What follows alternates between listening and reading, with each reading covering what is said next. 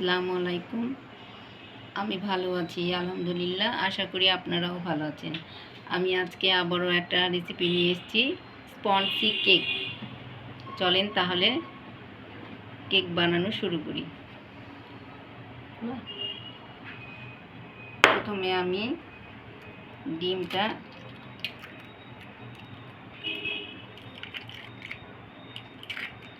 থেকে আমি কুসুমটা তুলে নিব।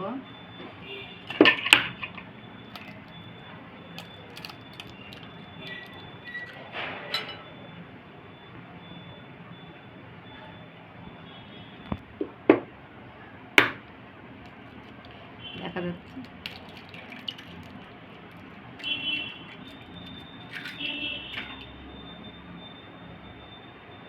এভাবে আমি কুসুমটা আলাদা করে নিচ্ছি। এটা তো সাদা অংশটুকু আমি ইলেকট্রিক বিটারে বিট করে নেব। এখন আমি সাদা অংশটা 2 মিনিট বিট করে নেব।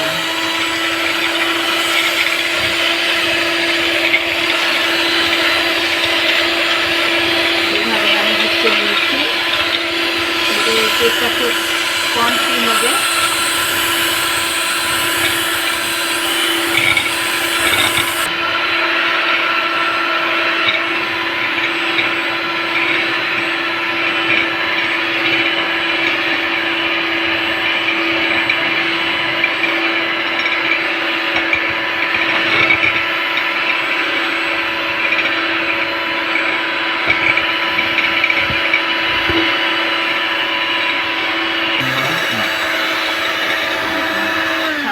বিট করা হয়ে গেছে।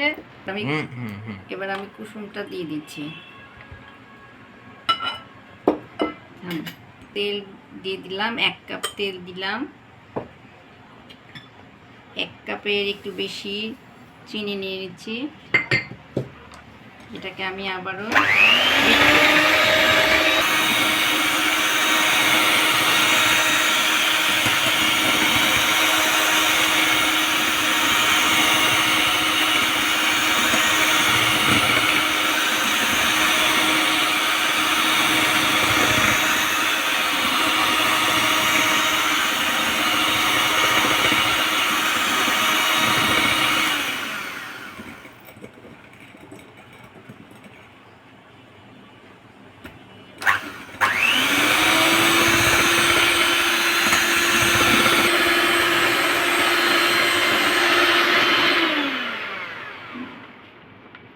আমার ডিমটা বিট করা হয়ে গেছে।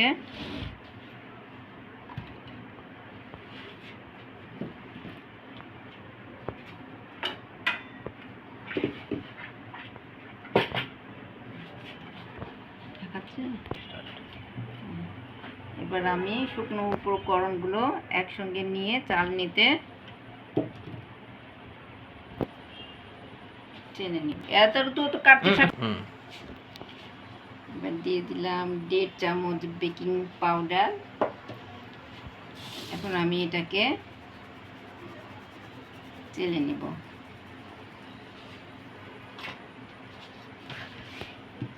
এবার আমি এই শুকনো উপকরণগুলো 3 বারে দিব, একসঙ্গে দিব না, 3 বারে দিব।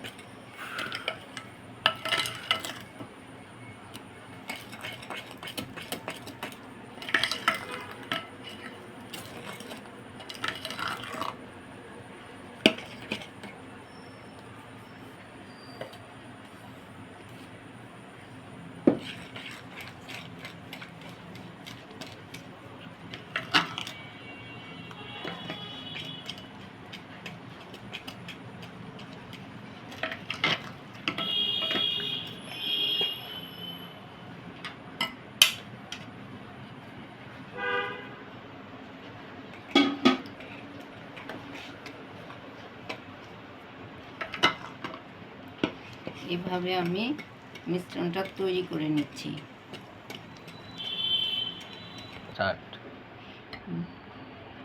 এখন আমি একটু লেবুর রস দিয়ে দিব।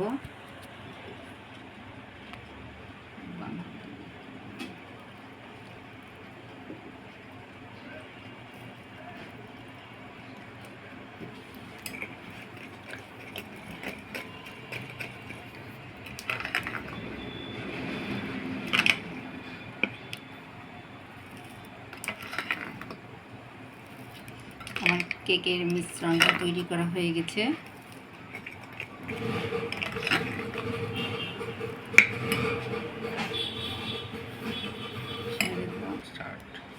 একটা পাত্রে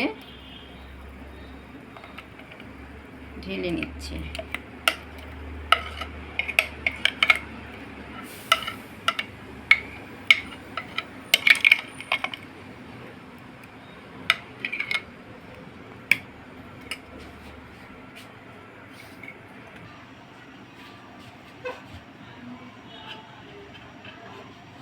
প্রেসার কুকারে করব, তো প্রেসার কুকারটা একটু গরম করে নিচ্ছি।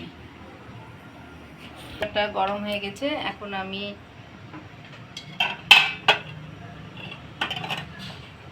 কেকের মিশ্রণটা বসাই দিলাম।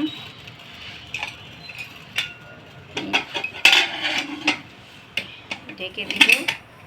আমার 30 মিনিট লাগবে, মিডিয়াম জালে 30 মিনিট।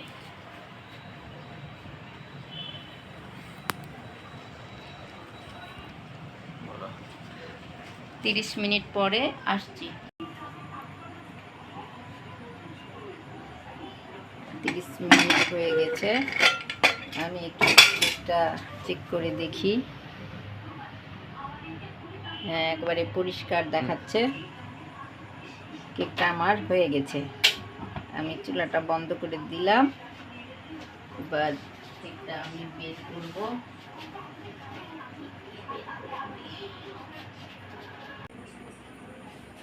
কেকটা আমি এখন নর্মাল ফ্রিজে 1 ঘন্টা সেট করার জন্য রেখে দিব।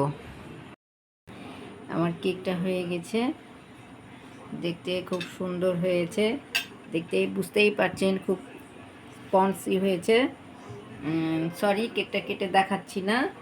আজকে বাবুরা বলেছে ওর আব্বুর মানে ফাদার্স ডে আজকে, সেই উপলক্ষে কেকটা বানানো। আপনারাও এরকম বাড়িতে বানিয়ে খাবেন।